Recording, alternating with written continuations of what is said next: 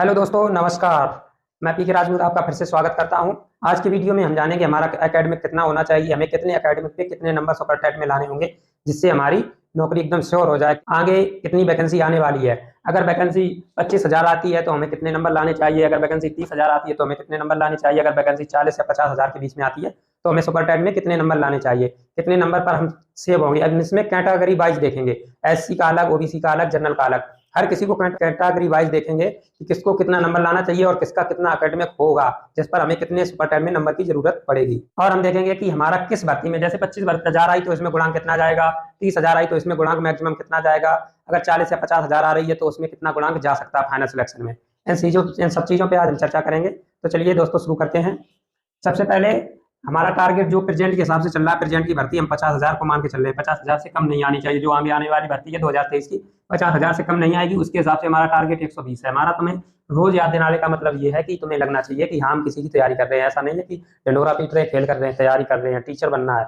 ऐसा नहीं है कि कोई ऐसी छोटी मोटी भर्ती है, ऐसी काम हो जाएगा, तुक्का मार के हो जाएगा। नहीं, इसमें पढ़ाई करनी पड़ेगी क्योंकि इतने सब्जेक्ट हैं बहुत ज्यादा और रणनीति के साथ पढ़ाई करनी पड़ेगी। चलिए देखते हैं। अगर हमारी वैकेंसी 25 से 30,000 के बीच में आती है तो हमें एकेडमिक, अगर एकेडमिक आपका 21 से 25 के बीच में है, 21 से 25 के बीच में एकेडमिक मतलब हाई स्कूल, इंटर, ग्रेजुएशन और बीटीसी या बीएड, आपका एकेडमिक 21 से 25 के बीच में बन रहा है तो अगर आप जनरल कैटेगरी में आते हैं तो आपको 135 नंबर, 135 प्लस लाने चाहिए। और अगर आप ओबीसी में हैं तो आपको 132 में हो जाएगा। अगर आप एससी में हैं तो और कम 123 में हो जाएगा। इसका फाइनल गुणांक जाएगा लगभग, जनरल का गुणांक जाएगा 75 फाइनल सिलेक्शन के लिए, ओबीसी का 74 रहेगा, एससी का 70 रहेगा। ये हमारा गुणांक है। इसी गुणांक के बेस पे हम, अगर आपका एकेडमिक 25 से 30 के बीच में बन रहा है तो आपको सुपर टेट में जनरल के कैंडिडेट हैं तो आपको 125 नंबर लाने ही लाने होंगे। और ओबीसी है तो 123, अगर आप एससी हैं तो 113 नंबर आपको लाना होगा। ऐसे ही अगर आपका एकेडमिक 30 से 35, जैसे जो नए बच्चे हैं जिनका हाई स्कूल 2012 के बाद हुआ है या 12 में हुआ है तो उनका गुणांक एकेडमिक 35 के आसपास पहुंच जाता है। मतलब 30 प्लस ही रहता है उनका, 30 से कम नहीं रहता है, क्योंकि उनको प्रैक्टिकल में 30 नंबर मिलते थे, उसका फायदा उनको मिला है। अगर आपका एकेडमिक 30 से 35 के बीच में है तो आपको 115 नंबर, मात्र 115 प्लस नंबर आप लाएंगे। अगर जनरल कैटेगरी के हैं 115 प्लस में हो जाएगा। अगर आप ओबीसी में तो 112 प्लस में आपका सिलेक्शन हो जाएगा। अगर आप एससी में है तो 101 प्लस में ही हो जाएगा। 101 प्रसादी वाला मत समझना, ये सुपर टेट का नंबर है, नहीं 101 चढ़ौती समझ लो तुम। है तो ये रहा हमारा। अगर वैकेंसी आती 25 से 30,000 के बीच में, अगर वैकेंसी मान लो हमारी बढ़ गई 30 से 40,000 के बीच में आ गई, मतलब एक ये मोटा माटा आंकड़ा लेके चल रहे हैं। ऐसा नहीं कितनी आएगी, आने को तो इतनी है, फिर आ कितनी भी सकती है, कम भी हो सकती है, क्योंकि गवर्नमेंट ऐसी है, वो जहां तक कोशिश करेगी वैकेंसी कम से कम देने को। तो अगर वैकेंसी हमारी 30 से 40,000 के बीच में आती है तो हमारा अगर 21 से 25 के बीच में एकेडमिक है, 21 से 25 के बीच में एकेडमिक है तो हम अगर जनरल कैंडिडेट हैं तो 130 प्लस नंबर आपको लाने होंगे।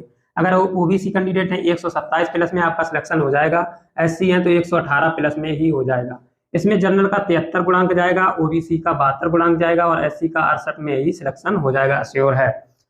और अगर आपका एकेडमिक 25 से 30 के बीच में बन रहा है और आप जनरल कैंडिडेट हैं तो आप 120 प्लस नंबर लाएंगे। इससे कम में नहीं होगा, इससे ज्यादा ही में होगा। ओबीसी है तो 117 में हो जाएगा, एससी है तो 110 प्लस में ही हो जाएगा।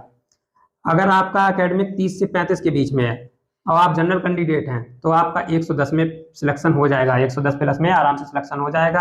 आप अगर ओबीसी कैंडिडेट हैं तो आपका 107 में हो जाएगा। अगर आप एससी कैंडिडेट हैं तो 97 प्लस में हो जाएगा आपका आराम से। अब फाइनली जो भर्ती हमारी आने वाली है सरकार ने, जिसका अभी तक हमें कई बार कई माध्यमों से पता चलता है कि 51,000 कुछ भर्ती आ रही है, फलाने किसने कहा, इसने ट्वीट किया, उसने ट्वीट किया, तो ऐसी कुछ माध्यमों से जानकारी मिलती है। तो उसके हिसाब से 50,000 प्लस ही भर्ती आएगी, जिसको अभी माध्यम मान के हम तैयारी करके चल रहे हैं। ये आंकड़ा तब के लिए है जब सरकार के पास कोई ऑप्शन नहीं रहेगा। लोकसभा चुनाव से पहले उसे वैकेंसी तो देनी है, तो हो सकता है वो थोड़ी कम दे दे, हो सकता है प्रॉपर पूरी दे दे, लेकिन इससे इसके बीच ही में रहेगी। इससे ना तो इससे कम होगी ना इससे ज्यादा, मतलब इसी के आसपास 51,000 हो सकती है। ऐसा नहीं है कि मतलब एक पद भी नहीं बढ़ेगा, एक पद कम भी नहीं होगा। अब देखें, अगर वैकेंसी हमारी 40 से 50,000 के बीच में आती है, अगर हमारा एकेडमिक 21 से 25 के बीच में है, 21 से 25 के बीच में है तो हमें 125 प्लस में जनरल वाले कैंडिडेट का काम हो जाएगा। 125 प्लस आपके नंबर हैं सुपर टेट में तो आपका आराम से जॉब मिलना निश्चित है।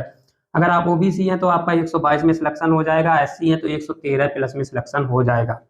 अगर आपका एकेडमिक 25 से 30 के बीच में है, एकेडमिक आपका 25 से 30 के बीच में बन रहा है तो आप अगर जनरल कैंडिडेट हैं तो आपका 115 प्लस में काम हो जाएगा। अगर आप ओबीसी हैं तो 112 प्लस में काम हो जाएगा, अगर आप एससी हैं तो आपका 103 प्लस में ही काम हो जाएगा, क्योंकि जनरल का गुणांक जाएगा हमारा 71 लगभग, और ओबीसी का लगभग 70 और एससी का लगभग 66, अगर 50,000 वैकेंसी आती है तब। अगर हमारा एकेडमिक 30 से 35 के बीच में है तब जनरल के लिए सबसे कम नंबर 105 में सिलेक्शन हो जाएगा। जब 50,000 वैकेंसी आती है और जनरल कैंडिडेट का एकेडमिक 30 से 35 के बीच में है तो उसका 105 प्लस में सिलेक्शन हो जाएगा, ओबीसी का 102 प्लस में हो जाएगा, एससी का सिर्फ 93 प्लस में सिलेक्शन हो जाएगा। 100% श्योर है। ऐसा नहीं है कि ये खाका जो बनाया सिर्फ तुक्काबाजी से बना लिया, हवा हवाई में बना लिया। मैंने 68,000 प्लस 69,000 दोनों भर्तियों का एनालिसिस किया है। उसके बाद हमने पदों का एनालिसिस किया। अगर हमारे बाई चांस पद कम होते हैं, जैसे कि 69,000 थी उससे 85,000 रह जाती है, और भी कम हो जाती है, और भी कम हो जाती है, तो उसके हिसाब से मैक्सिमम गुणांक कितना जा सकता है, हमें सुपर टेट में कितने नंबर लाने की जरूरत है। और आपको एक बार फिर बता दें, 69,000 में जो गुणांक गया था वो जनरल का गया था आपका लगभग 67 पॉइंट कुछ था, और ओबीसी का 66 पॉइंट कुछ था, एससी का लगभग 60 यानी 59 वाले का भी हो गया था, लेकिन 60 हम मान के चल रहे हैं, इतना गया था जब वैकेंसी थी 69,000। अब वैकेंसी हमारी 50,000 हो रही है, तो 50,000 में हमारा गुणांक हमने दिखाया 71,000, क्योंकि हमारे पद कम हो रहे हैं कितने, 19,000 पद कम हो रहे हैं, और गुणांक हमारा कितना बढ़ गया, यहाँ पे 67 था वहां पे 71 हो गया, यानी 4 गुणांक बढ़ गया। 4 गुणांक मतलब कि जब पद कम होंगे तो गुणांक तो बढ़ेगा ही बढ़ेगा, कंपटीशन है भी है, ये तो मान के चलिए। ओबीसी का 66 था, 66 की जगह वो 70 हो गया, इसका भी 4 बढ़ गया। एससी में कंपटीशन थोड़ा ज्यादा बढ़ जाएगा, इसका लगभग 66 के आसपास गुणांक पहुंच जाएगा आराम से। तो ये आप आंकड़ा देखिए मोटा माटी, अगर पद कम हो रहे हैं तो भाई गुणांक तो बढ़ना ही बढ़ना है, गुणांक तो वैसे ही बढ़ना है। और आपके सुपर टेट में लगभग हमारे अंदाज से 7 से 8 लाख बच्चे सुपर टेट आपका देंगे, जिसमें हमारे अंदाज से लगभग 4 लाख के आसपास पास भी होंगे, क्योंकि 69,000 में लगभग 4.5 यानी 4.5 लाख लड़कों ने सुपर टेट दिया था, उसमें लगभग 1,46,000 पास हो गए थे, यानी कि देखा जाए तो लगभग 1.5 लाख बच्चे पास हो गए। इस बार कंपटीशन हैवी है, तो 4 लाख के आसपास या 3.5 से 4 लाख के बीच में बच्चे निकलेंगे, इतना तो अंदाजा है। इतने इसके बीच में निकलेंगे तो गुणांक अपने आप उचक जाएगा। और जो 2011 के बाद वाले हाई स्कूल किए हुए हैं उनका तो गुणांक बहुत ही हैवी है, और जो बीटीसी अभी कर रहे हैं उनका भी गुणांक बहुत हैवी बन रहा है। तो दोस्तों ये था हमारा आज का आंकड़ा, जो कि बहुत ही मैंने एनालिसिस लगभग 2-3 दिन से मैं इसको एनालिसिस कर रहा हूँ। 68,500 फिर 69,000 से फिर पद कम करके कितना कहाँ से आएगा, काफी मतलब बहुत ज्यादा टाइम लगा तब इतना आंकड़ा बन पाया है। आपको अच्छे से रणनीति पूर्वक तैयारी करनी चाहिए सुपर टेट की, तभी सफलता पाएंगे, क्योंकि आप गुणांक देख रहे हैं कितना हैवी पहुंच रहा है। इतने गुणांक पे पहुंचने के लिए तो आपको बहुत ज्यादा ही मेहनत करने की जरूरत है, और आप इधर उधर की फालतू की ये हवा हवाई में रहते हैं उसको बंद कर दीजिए। कई लोग हमने देखे हैं, कई हमारे दोस्त भी हैं वो हमारा वीडियो भी देखते हैं, तो उनसे खासकर कहना है कि भाई ये हवा हवाई में आप घूमते रहते हैं, बंद कर दीजिए। और आप लोगों को कायदे से मेहनत करनी चाहिए, क्योंकि आप पिछली भर्ती में रह ही गए हैं इसी कारणों से, और आप इस बार फिर से रह जाएंगे अगर आप ऐसे ही चलते रहे। क्योंकि कुछ लोगों को मैंने देखा था आज बाइक पे बैठाल के किसी को घुमा रहे थे। अब ये मत पूछना किसको घुमा रहे थे, इतना बस उनके लिए सारा काफी है। वीडियो मेरा पूरा देखते हैं ये मुझे पता है, और इसे भी वो देखेंगे ये भी पता है, और जो है वो समझ जाएंगे।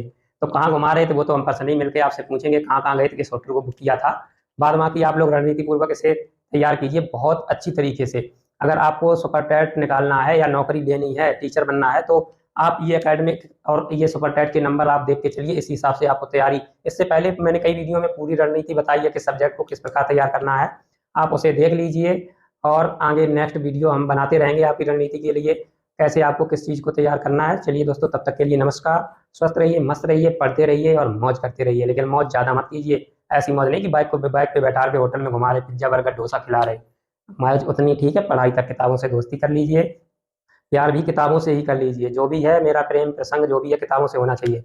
वो आपको आज किताबें आपका जीवन सुधार जाएंगी, लेकिन और किसी से दिल लगाएंगे तो आपकी ज़िंदगी खल्लास करके जाएगी। चलिए दोस्तों, ठीक है, नमस्कार।